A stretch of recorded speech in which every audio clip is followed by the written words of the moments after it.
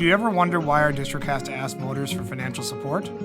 It's because of two issues: the inadequate funding for education from the state of Minnesota and an unfair property tax burden for Centennial homeowners and our small business owners in the district.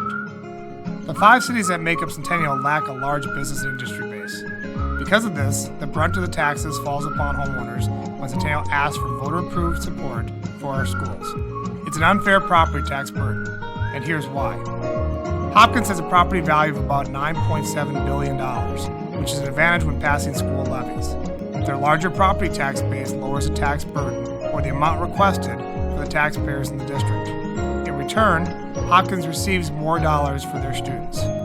Centennial has about a $2.7 billion property tax base, so when we need to reach out to taxpayers to help support our schools, Centennial homeowners don't have large businesses and industries to share the burden. Here's an example.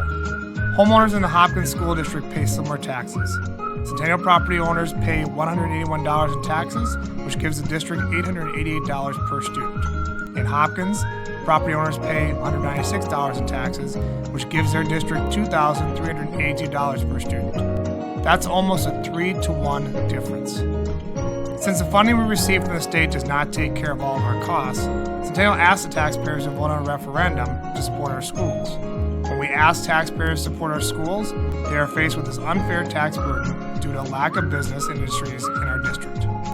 Because of the lack of business tax base, our referendum funding falls below the state's average, and that means less money for our students. So when we talk about equity, it is really about treating everyone fairly. We ask for voter support for additional dollars to support our schools because of the inadequate funding for education from the state of Minnesota. It's not because we misspend money. We are very prudent with the dollars we receive. Quite simply, things get more expensive. Unfortunately, since 2003, state funding has not kept up with inflation rate. Each year, the cost of doing business increases about $1.5 million. What are we doing to help resolve inadequate funding? We have made approximately $8 million in reductions in our budget over the last 4 years. What can you do to help Centennial?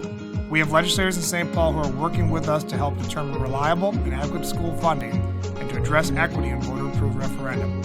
We encourage you to reach out to your local legislators and ask them to support legislation that will enable districts like Centennial, who don't have a large business tax base, to receive additional funding and support and increase to the general formula for schools.